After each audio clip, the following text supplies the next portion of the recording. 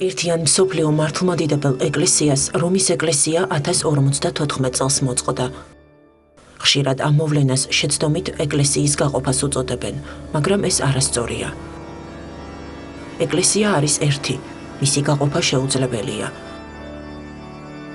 ეკლესიას შეიძლება მოწყდეს ადამიანი, ან ადამიანთა დიდი ჯგუფი, რომელიც დოგმატებს დაამახინჯებს, ან ახალ, ცრუ დოგმატებს შემოიღებს. ამ დროს ეკლესია არ იყოფა, ის უბრალოდ კარგავს თავისი წევრების ნაწილს, რომლებიც ეკლესიას გამოიყვნენ დოგმატების გაუკუღმართების გამო. სწორედ ასე მოხდა კათოლიკების შემთხვევაში. ერთ-ერთი უმნიშვნელოვანესი ცდომილება, რომელსაც კათოლიკები ქადაგებენ, ეს გახლავთ მრწამსის ტექსტის დამახინჯება, ეგრეთ წოდებული ფილიოკვე, რომელიც ქადაგებს იმას, რომ თითქოს სულიწმინდა გამოდის არა მხოლოდ მამისგან, არამედ ძისგანაც, რაც მსოფლიო საეკლესიო კრებებზე მიღებული მრწამსის ტექსტს ეწინააღმდეგება.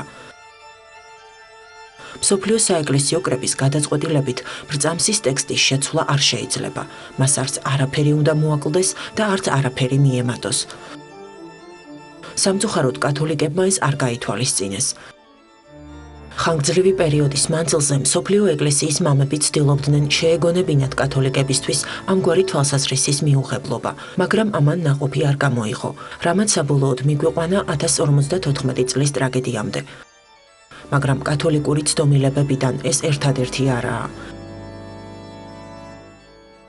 ისინი ასწავლიან, რომ თითქოს რომის პაპი არის ღმერთის მოადგილე დედამიწაზე და ყველა ქრისტიან იერარქზე აღმატებული, ამიტომ ნებისმიერი ქრისტიანი რომის პაპს უნდა დაემორჩილოს. პაპის აბსოლუტიზაციის უპირველესი სავალალო შედეგი ის იყო, რომ მოხდა პაპის აზრის უმაღლეს ინსტანციად და ჭეშმარიტების უმთავრეს კრიტერიუმად გამოცხადება, რაც 1870 წლის ვატიკანის კრების მიერ პაპის შეუმცდარობის დოგმატის მიღებით დაგვირგვინდა. ეს კი იმას ნიშნავს, რომ პაპი არ შეიძლება ცდებოდეს, როდესაც იგი სარწმუნოებრივ საკითხებზე კათედრიდან ქადაგებს.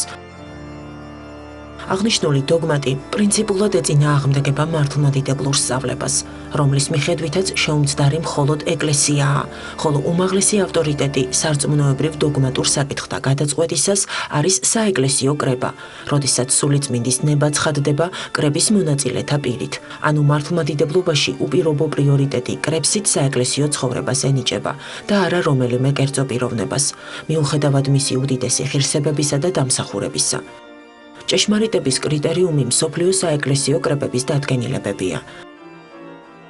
ლათინები, როგორც ზოგჯერ უწოდებენ კათოლიკებს, თვლიან, რომ ღვთისმშობელი, ისევე როგორც ქრისტე, უბიწოდ ჩაისახა. ისინი ქადაგებენ ასევე იმას, რომ თითქოს წმინდანებს აქვთ იმაზე მეტი ღირსება და დამსახურება ღვთის წინაშე, რაც ერთი ადამიანის ცხონებისთვის არის საჭირო. გარკვეულ ასაკამდე ისინი ბავშვებს არ აცხებენ მირონს და არ აზიარებენ, ხოლო ერისკაცების ზიარება ხდება მხოლოდ პურით. საუკუნეების მანძილზე ლათინთა წიაღში გაჩნდა ბევრი სხვა ცდომილებაც, რასაც საბოლოოდ დაემატა ვატიკანის 1962-1965 წლების მეორე კრების დადგენილებები, რომლებმაც კიდევ უფრო გააღრმავა ლათინთა ცდომილებები და დააშორა იგი ტრადიციულ ქრისტიანობას.